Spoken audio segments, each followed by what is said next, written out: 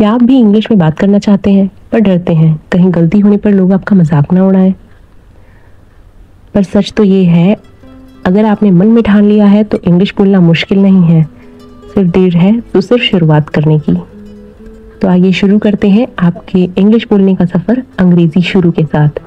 आज की क्लास में मैं आपको सिखाऊंगी कुछ सिंपल इंग्लिश फ्रेजेस जिनका इस्तेमाल आप अपनी डेली कन्वर्सेशन में कर सकते हैं। साथ ही मैं आपको ये भी बताऊंगी कि इनका इस्तेमाल कब और कहाँ करना है। तो शुरू करते हैं आपके पहले फ्रेज के साथ। अगर आपको किसी से पूछना है तुम कैसे हो, तो इसे आप इंग्लिश में कैसे पूछेंगे? आप कहेंगे हाउ आर यू। और अगर आपसे किसी ने पूछा है कि तुम कैसे हो, आप इसका जवाब कैसे देते हैं? मैं ठीक हूँ, धन्यवाद। तो इसे इंग्लिश में आप कहेंगे I am fine, thank you. तुम कहाँ से हो, इस सेंटेंस को आप इंग्लिश में कैसे कहेंगे? आप कहेंगे वेयर आर यू फ्रॉम। अगर आप कहना चाहते हैं तुम्हारा दिन अच्छा हो, तो आप इंग्लिश में कहेंगे हैव अ नाइस डे। अगर आपको कहना है मुझ पर भरोसा करो, तो आप इसे इंग्लिश में कहते हैं बिलीव मी। बिलीव मी, मुझे नहीं पता तुम्हारी चॉकलेट कहाँ है। अगर आप किसी को प्रोत्साहित कर रहे हैं या बढ़ावा दे रहे हैं किसी काम को करने के लिए, तो आप कैसे कहते हैं?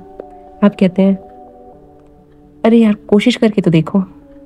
तो इसे इंग्लिश में हम कहते हैं गिव इट अ ट्राई। अगर आप कहते हैं मैं तुम्हें बाद में कॉल करूँगा, तो इसे इंग्लिश में आप कहेंगे I will call you later. जब हम इंग्लिश में कहते हैं गॉड नोज, इसका मतलब होता है मुझे नहीं पता, भगवान को ही पता है। जब हमें किसी बारे में जानकारी नहीं होती तब हम इसका इस्तेमाल करते हैं। जैसे अगर तुमने मुझसे पूछा तुम्हें पता है मैं क्या काम करता हूँ, तो मेरा जवाब होगा गॉड नोज, मैंने कभी तुम्हें देखा तो नहीं है काम पे जाते हुए। या गॉड नोज आगे क्या होगा। अगर हम किसी से बात कर रहे हैं और उसके सामने अपने विचार रख रहे हैं, अब हम सामने वाले की राय जानना चाहते हैं, तो हम उससे कैसे पूछते हैं इस बारे में तुम क्या कहते हो? तो इसी बात को हम इंग्लिश में कहेंगे व्हाट डू यू से। अगर हम पूछना चाह रहे हैं कि क्या तुम मुझे सुन सकते हो, तो इसे इंग्लिश में हम पूछेंगे कैन यू हियर मी। मान लीजिए हम कहीं जा रहे हैं और हमें किसी का कॉल आया, वो पूछ रहे हैं तुम कहाँ हो, और मुझे कहना है मैं रास्ते में हूँ, तो मैं कैसे कहूँगी आई एम ऑन माई वे। जब हमें लगता है कोई बात बड़ी नहीं है या इससे कुछ फ़र्क नहीं पड़ता, तो हम कहते हैं तो क्या हुआ। तो क्या हुआ को हम इंग्लिश में कह सकते हैं सो व्हाट। जैसे किसी ने मुझसे कहा कि तुम्हारे सारे बाल झड़ रहे हैं, तो मैं कहूँगी सो व्हाट, ये लुक मुझ पे सूट कर रहा है। अगर आपको पूछना है क्या हुआ, तो इंग्लिश में आप कहेंगे व्हाट हैपेंड। अगर हमें किसी को कहना है भागो यहाँ से, तो हम इंग्लिश में कहेंगे गेट लॉस्ट। नेक्स्ट, अगर इंग्लिश में हमें कहना है कोई बात नहीं, तो हम कहेंगे नो प्रॉब्लम। जैसे सॉरी मैंने तुम्हारा पेन यूज़ कर लिया, तो आप कह सकते हैं नो प्रॉब्लम। अगर हमें कहना है बस बहुत हो गया या इतना काफ़ी है, तो हम इंग्लिश में कहेंगे दैट्स इनफ। जैसे दैट्स इनफ फूड, इतना खाना काफ़ी है, या दैट्स इनफ, अब मैं और कुछ नहीं सुनूंगी। अच्छा, इंग्लिश में मैं थकी हुई हूँ को कहेंगे आई एम टायर्ड। अगर हमें कहना है जल्दी मिलते हैं, तो हम कहेंगे सी यू सून। जब आप कंफ्यूज हो या आपको कुछ अजीब लग रहा हो, तो आप पूछते हैं ना ये सब क्या हो रहा है, इसे इंग्लिश में कहते हैं व्हाट इज गोइंग ऑन।